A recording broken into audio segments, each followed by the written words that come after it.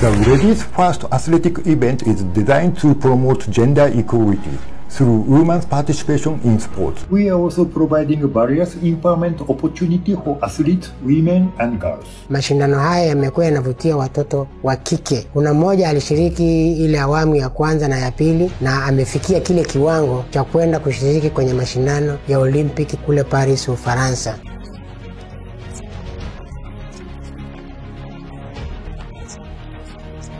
JICA always try to approach some social issues. We use the sports as a tool to solve or improve these issues.